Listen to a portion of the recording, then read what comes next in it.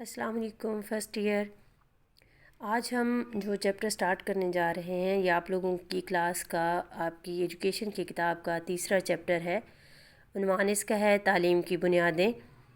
جیسا کہ آپ لوگ فرسٹ چیپٹر میں پھر سیکنڈ چیپٹر میں تعلیم کے حوالے سے، نظام تعلیم کے حوالے سے، اس کے عناصر کے حوالے سے معلومات رکھتے ہیں، اس چیپٹر میں ہم اسٹڈی کریں گے تعلیم کی بنیادوں کو۔ 4 تعلیم کی بنیادیں ہیں: نظریاتی بنیادیں، فلسفیانہ بنیادیں، نفسیاتی بنیادیں، سماجی اور معاشی بنیادیں۔ لیکن ان بنیادوں کو ڈسکس کرنے سے پہلے آپ سب سے پہلے نظریہ حیات کو سمجھیں گے، کیونکہ کسی بھی معاشرے کا نظام تعلیم جو ہوتا ہے وہ اس کے نظریے کی روشنی میں ہمیشہ ترتیب پاتا ہے۔ پہلے نظریہ حیات بنے گا، پھر اس کے بعد آپ کا تعلیم کا نظام ترتیب دیا جائے گا۔ تو سب سے پہلے یہ دیکھتے ہیں کہ نظریہ حیات ہم کسے کہتے ہیں۔ کسی بھی قوم کا طرز فکر، طرز عمل اور اخلاقی اقدار و روایات کے مجموعے کو نظریہ کہا جاتا ہے۔ عمل تعلیم کو نظریہ حیات سے الگ ہم نہیں کر سکتے، کیونکہ تعلیم قومی نظریہ حیات کو اگلی نسلوں تک منتقل کرتی ہے۔ 4 بنیادیں میں نے آپ کو پہلے بتایا: نظریاتی، فلسفیانہ، نفسیاتی، سماجی اور معاشی۔ آج جو ہم دیکھیں گے نظریاتی بنیادیں دیکھیں گے۔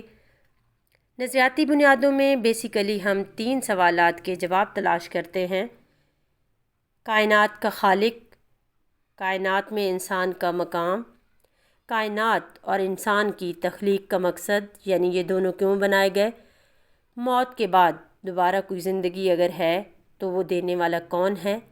اس قسم کے سوالات کے جواب کی روشنی میں ہمیشہ نظریہ حیات آپ کا ترتیب پاتا ہے، یا دوسرے انداز میں یا دوسرے طریقے سے ہم اس کو یہ کہہ سکتے ہیں کہ انہی سوالات کے جوابات جو ہیں وہ نظریہ حیات کہلاتے ہیں، اور نظریہ حیات ہی معاشرے کے افراد کے لیے عمل تعلیم کی بنیادیں طے کرتا ہے کہ ہم اپنے نظام تعلیم کو کس نظریے کے تحت آنے والی نسلوں کے لیے منتخب کریں گے۔ اب نیکسٹ پیج پر ہم دیکھتے ہیں، کیونکہ ہم پاکستان کے شہری ہیں اور پاکستان جو ہے وہ اسلام کے نام پر حاصل کیا گیا۔ آپ کو میں نے ابھی بتایا کہ نظریہ حیات میں ہم بیسیکلی 3 سوالوں کے جواب ڈھونڈتے ہیں: خدا کے متعلق، انسان کے متعلق اور اس کائنات کے متعلق۔ اگر ہم اسلامی پوائنٹ آف ویو سے دیکھیں یا اسلامی نقطۂ نظر سے دیکھیں تو سب سے پہلے ہم اللہ تعالیٰ کی ذات کو دیکھیں گے۔ اسلامی نقطۂ نظر کے مطابق یہ کائنات آپ کی جس میں ہم زندگی گزار رہے ہیں یہ اللہ کے حکم سے بنی ہے۔ اس کائنات کو بنانے والا اللہ ہی ہے، اور انسان کو اللہ تعالیٰ نے غور و فکر کی صلاحیت دی ہے، نیکی اور برائی میں فرق کرنے کی صلاحیت دی، اور اس کے ساتھ ساتھ انسان کو سوچ، ارادے اور عمل کی آزادی دے کر اس کائنات میں بھیجا گیا۔ کائنات میں جتنی بھی چیزیں ہیں ان کا اگر آپ تصرف کرتے ہیں، یعنی استعمال کرتے ہیں، جتنے بھی اختیارات آپ استعمال کرتے ہیں، ان تمام کا مقصد اللہ تعالیٰ کی حاکمیت کو ماننا اور نافذ کر کے کائنات کو اللہ کی مرضی کے مطابق ڈھالنا ہے۔ دوسرے نمبر پر نظریے کی بنیاد پر میں سے اگر ہم دیکھیں گے تو وہ انسان کا وجود ہے، اور اسلام جو ہے وہ زندگی کو دین اور دنیا 2 حصوں میں تقسیم نہیں کرتا، بلکہ ایک وحدت قرار دے کر اللہ تعالیٰ کی اطاعت میں بسر کرنے کا تقاضا کرتا ہے۔ انسانی جسم جو ہے وہ اسلام کے مطابق جسم اور روح کا مرکب یا مجموعہ ہے۔ جسم اور روح لازم و ملزوم ہیں۔ دوسرے لفظوں میں آپ یہ بھی کہہ سکتے ہیں کہ انسانی شخصیت مادیت اور روحانیت دونوں چیزوں کا مجموعہ ہے، اور انسان کا مقصد دنیا میں بھیجنے کا جو ہے وہ اللہ تعالیٰ کی اطاعت کرنا، اس کی فرمانبرداری کرنا ہے۔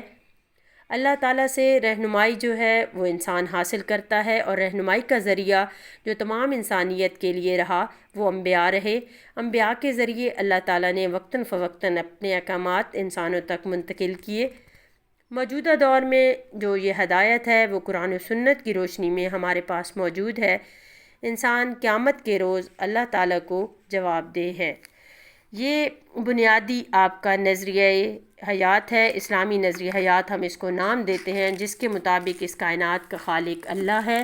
کائنات ایک مقررہ مدت تک انسان کے استعمال کے لیے تخلیق کی گئی ہے، اور انسان جو کچھ بھی یہاں پر کرے گا اس کے لیے وہ آخرت میں اللہ تعالیٰ کو جواب دہ ہے۔ انہی 3 سوالوں کی روشنی میں آپ کا تعلیم کا تصور بنے گا۔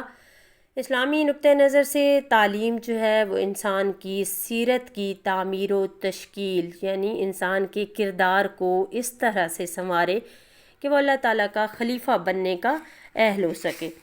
انسان اپنی ذمہ داریوں کو، ایک طرف دنیاوی ذمہ داریوں کو پورا کرے اور اس کے ساتھ ساتھ اللہ تعالیٰ کی ذات کو بھی خوش کر سکے۔ انسان کی زندگی کا مقصد یہی ہے۔ اسلامی تعلیم کے مقصد کو اگر ہم چند لفظوں میں یا مختصراً اس کو خلاصہ کرنا چاہیں تو ہم یہ کہہ سکتے ہیں کہ اسلامی تعلیم خلیفۃ اللہ فی الارض کا شعور پیدا کرنے کا نام ہے۔ اسلامی تعلیم انسان کو صرف ایک اچھا شہری، دوسرے فلسفوں کی طرح ایک اچھے شہری کی حیثیت سے تیار نہیں کرتی، بلکہ ایک اچھا مسلمان شہری کی حیثیت سے تیار کرتی ہے۔ اسلامی تعلیم انسان کے بنیادی تصورات اور اعتقادات کو اسلامی احکامات کی روشنی میں درست کرتی ہے، اس کے کردار کی تعمیر و تشکیل کرتی ہے، انسان کا تزکیہ نفس یعنی اسے برائیوں سے پاک کرتی ہے، اور اللہ کے خلیفہ کی حیثیت سے اسے اپنی انفرادی اور اجتماعی یعنی معاشرتی زندگی اللہ تعالیٰ کی فرمانبرداری میں گزارنے کے لیے بحیثیت مسلمان تیار کرتی ہے تاکہ وہ اللہ تعالیٰ کی خوشنودی حاصل کر سکے۔ اسلامی تعلیم اس کے علاوہ جو انسان کے اندر باقی صلاحیتیں پیدا کرتی ہے وہ خدا شناس، خود شناس اور کائنات شناس بنانا ہے، یعنی اسلامی تعلیم کے ذریعے آپ اپنے آپ کو پہچانتے ہو، اپنے خالق کو پہچانتے ہو، اور پھر اس کائنات کو جان کر اس کائنات کو استعمال کرنے کی کوشش کرتے ہو۔ اسلامی تعلیم کے مطابق معرفت الہی یعنی اللہ تعالیٰ کی ذات، اس کی صفات اور اس کے احکامات کو جاننا اسلامی تعلیم کی نہ صرف ایک اہم بنیاد ہے بلکہ اسلامی تعلیم کا بنیادی مقصد بھی ہے۔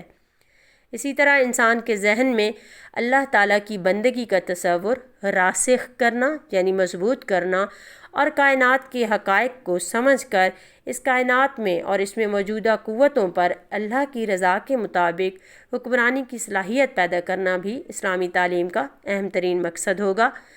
اسلامی تعلیم کا جو محور و مرکز ہوگا وہ اللہ تعالیٰ کی اطاعت، اس کی معرفت اور اس کی رضا کو حاصل کرنا ہوگا۔ اسلامی تعلیم ہدایات الہی کی روشنی میں انسان کی جذباتی، معاشرتی، جسمانی اور معاشرتی صلاحیتوں کو جلا بخش کر یعنی انہیں ترقی دے کر اس کی شخصیت کی جامع اور متوازن نشوونما کا ذریعہ بنتی ہے۔ آخر میں آپ لوگوں کو اس کی سمری بتاتی جاؤں۔ آپ نے تیسرے چیپٹر میں کسی بھی معاشرے کی نظام تعلیم کی بنیادوں کو پڑھنا ہے۔ اس کے مطابق اگر ہم اسلامی نظریہ حیات پاکستان کے حساب سے دیکھیں تو ہم اسلامی نظریہ حیات کے مطابق پاکستان کے نظام تعلیم کی تشکیل کس بنیاد پر ہوگی اس کو اسٹڈی کریں گے۔ آج کا جو آپ کا لیکچر ہے وہ یہیں تک کے لیے تھا۔ امید ہے کہ آپ کو سمجھ آ گئی ہوگی۔ اگر اس میں کوئی مشکل ہو تو آپ مجھ سے کانٹیکٹ کر سکتے ہیں۔ اللہ حافظ۔